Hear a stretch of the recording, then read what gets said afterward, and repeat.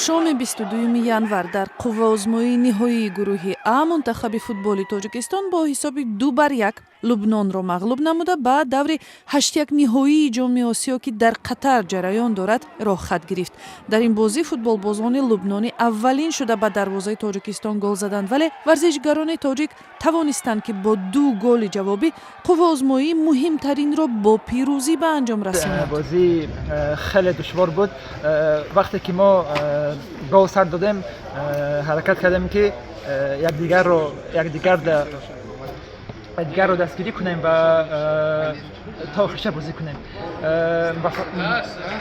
дар охир муваффақ шудем ва тонистем ғалаба кунем.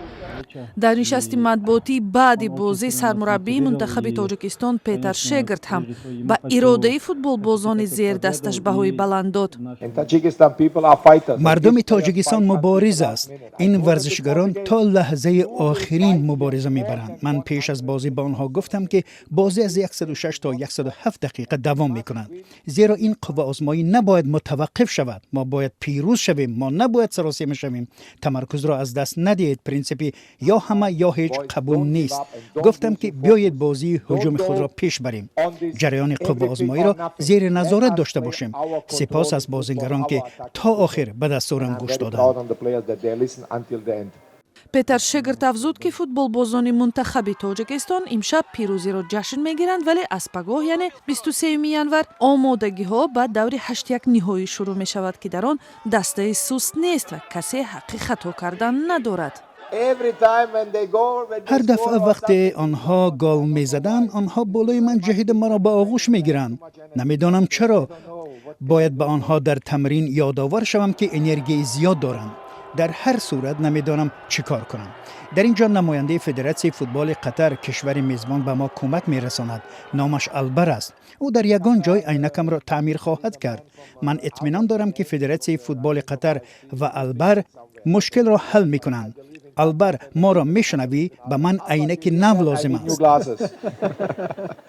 дар ҷараёни бозии Тоҷикистону Лубнон шумори ҳаводорони Лубнон зоҳиран ба қадри қобили мулоҳиза бештар буд, вале пуштибонии ҳаводорони дастаи Тоҷикистон ҳам эҳсос мешуд.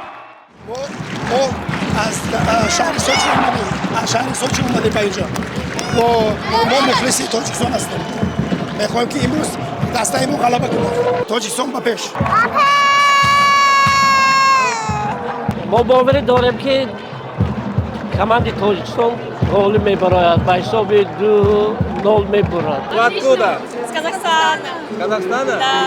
Но пришли поболеть за соседей, да? Да. Как вам игра? Супер. Жалко, что гол не засчитали. Очень радовались, когда забили.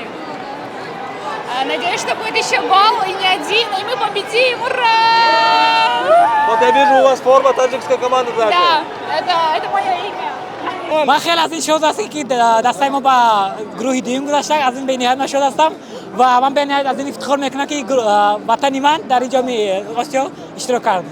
Нет, я знала, что мы выиграем. Таджикистан, Бапеш. Мы лучшие.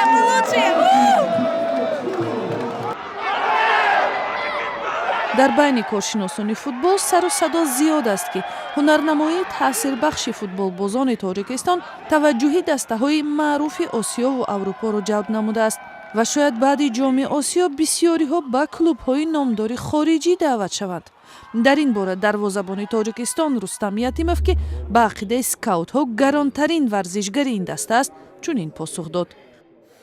сейчас, если честно, я вообще рости дар бораи нақшаҳои оянда фикр намекунам. ҳоло ман бо дастаи Истиқлол шартнома дорам ки як соли дигар идома мекунад. ҳозир ҳам фикру таваҷҷӯҳам ба мунтахаби Тоҷикистон аст. мехоҳам дар ин мусобиқа беҳтар ҳунарнамоӣ кунам ва мисли дигар аъзои даста номамонро дар таърихи футболи Тоҷикистон ба эҳтимоли зиёд дар даври 8 ниҳоии Тоҷикистон бо мунтахаби Имороти Муттаҳидаи Араб рӯбарӯ мешавад. муҳофизатгари тоҷик Зоир Ҷурабоев мегӯяд ин даста барои онҳо ошно аст. тими Имороти Муттаҳидаи Араб мо як бор дар аввали сол ба ё бозии рафиқона анҷом додем ва дар Абу-Даби 0-0 кардем. тими бад нест, аммо мо нишон додем ки метавонем бозӣ карда бо ҳар як тиме ки در اینجا هستند و ما از خود باوری داریم. خوب منتظر مشخص شدن رقیب نوبتی دسته تاجیکستان خواهیم بود. خبرنگار بخش ازبکی رادیوی آزادی اولانبک حسن‌علیف در قطر رقابت‌های جام آسیا را پیگیری دارد و در برنامه‌های آینده گزارش از این مسابقه پیشکش خواهد شد.